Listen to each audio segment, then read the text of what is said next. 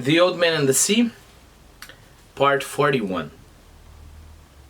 But if I had and could have lashed it to an oar butt, what a weapon! Then we might have fought them together. What will you do now if they come in the night? What can you do? Fight them, he said. I'll fight them until I die. But in the dark now, and no glow showing, and no lights, and only the wind and the steady pull of the sail, he felt that perhaps he was already dead. He put his two hands together and felt the palms. They were not dead, and he could bring the pain of life by simply opening and closing them. Again. They were not dead. The hands were not dead. And he could bring the pain of life by simply opening and closing them. So the pain here shows you are alive, right? He leaned his back against the stern and knew he was not dead. His shoulders told him. I have all those prayers I promised if I caught the fish, he thought, but I'm too tired to say them now.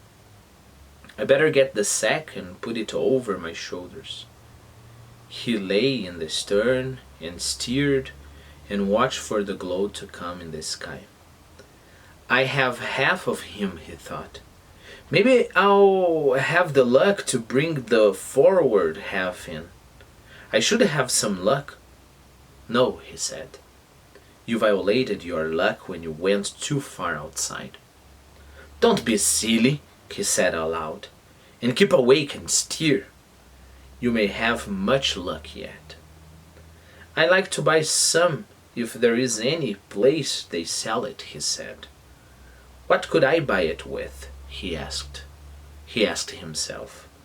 Could I buy it with a lost harpoon and a broken knife and two bad hands? You might, he said.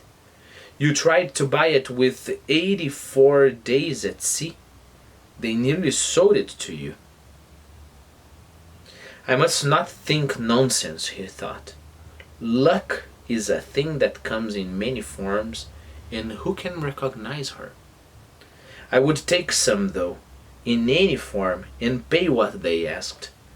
I wish I could see the glow from the lights, he thought.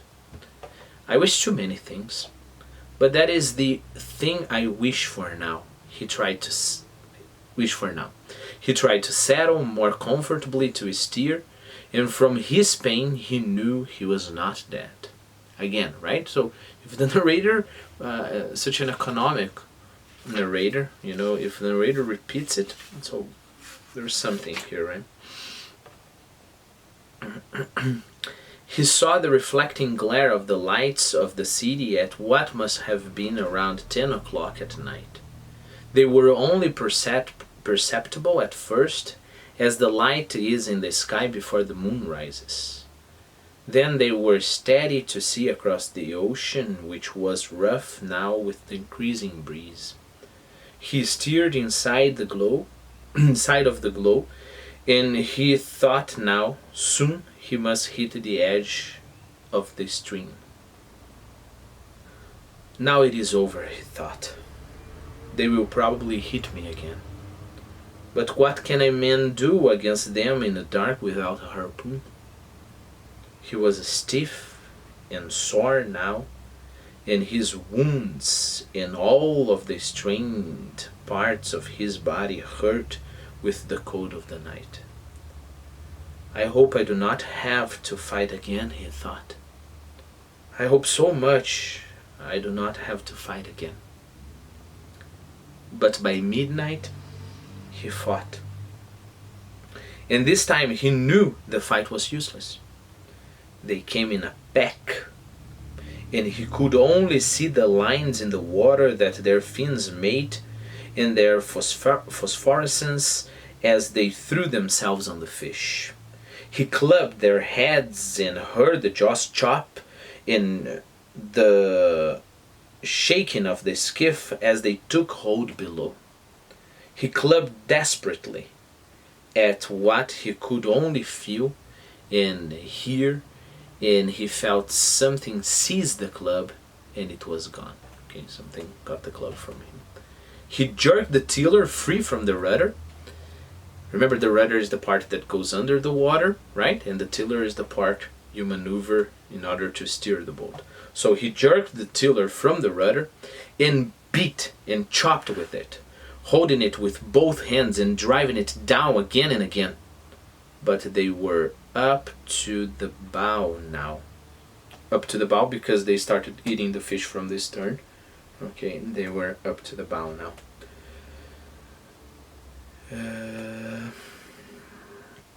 Now, and driving in one after the other and together, tearing off the pieces of meat that showed glowing below the sea as they turned to come once more. One came, finally, against the head itself, and he knew that it was over. He swung the tiller across the shark's head, where the jaws were caught in the heaviness of the fish's head, which would not tear. He swung it once and twice and again.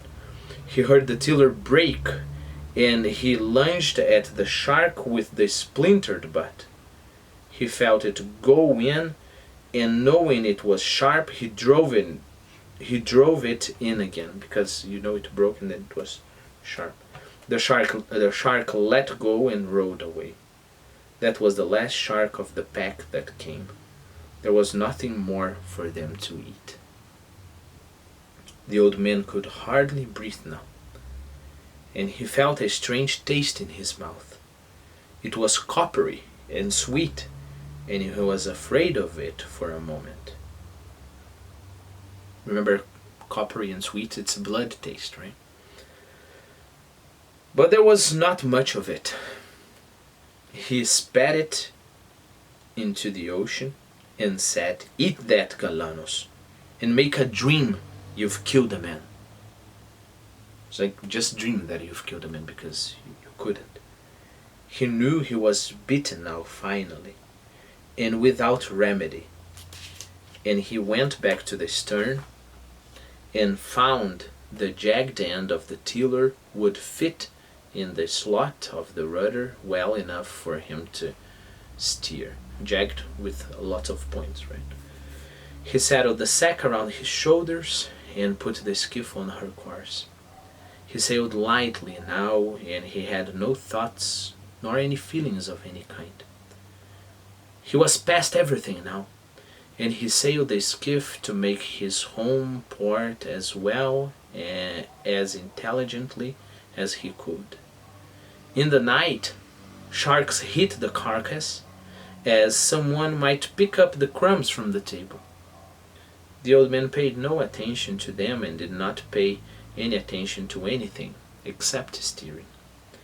He only noticed how lightly and how well the skiff sailed now that there was no great weight beside her.